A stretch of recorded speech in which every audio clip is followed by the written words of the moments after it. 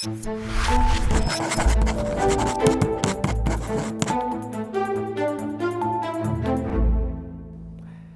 Hospital in New York may not be familiar to many folks outside the metro area, but for victims of some of the worst global horrors, it is the stuff of miracles.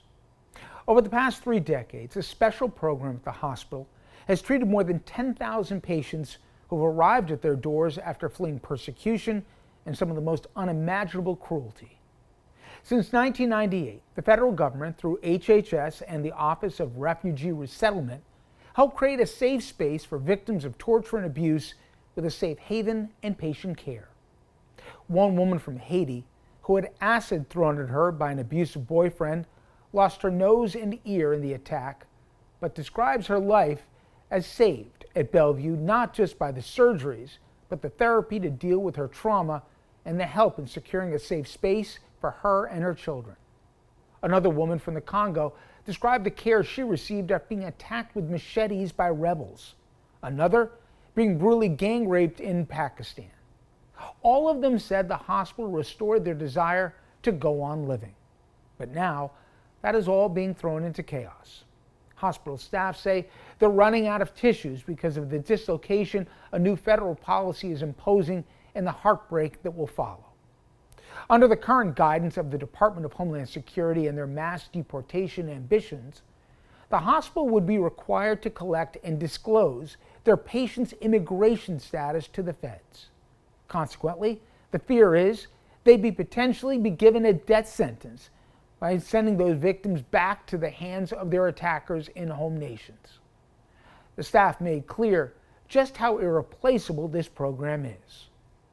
We are looking at somebody who not only is dealing with the situation of the traumatic past at home, but then flees here and may not come with refugee status. They may now have to adjudicate their asylum process, so they're very marginal in terms of their immigration status.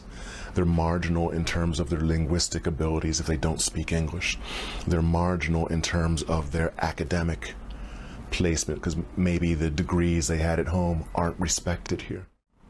Anybody can be a victim, wrong place, wrong time.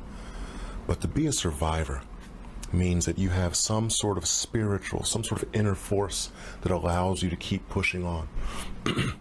We really try to help our clients recognize the strength they have, the resilience they have, and to use that so they can keep moving forward. Working at the Bellevue NYU program is a tremendous privilege, working with survivors. I have to say the work is painful sometimes in terms of hearing about human cruelty and seeing the cost to people. Seeing somebody suffer after they've been hurt. But honestly, the work is incredibly inspiring and very, very exciting to see people rebuild and to see them take control of their lives again. So while the pain of it is real, what you also experience, I think, is that power of the human capacity to heal. And in my mind, I've never seen cruelty that sort of wasn't able to be countered with compassion. So now the hospital is scrambling to raise private funds and create a clinic where they can care for the most vulnerable without risking threatening their lives. But did it really have to come to this?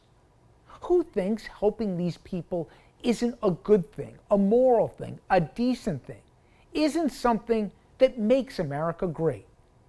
Who thinks not only turning our backs on these victims, but intentionally putting people who've suffered horrors back in harm's way, who thinks that's who we want to be as a country? I don't get it. But lately, I don't get a lot of it.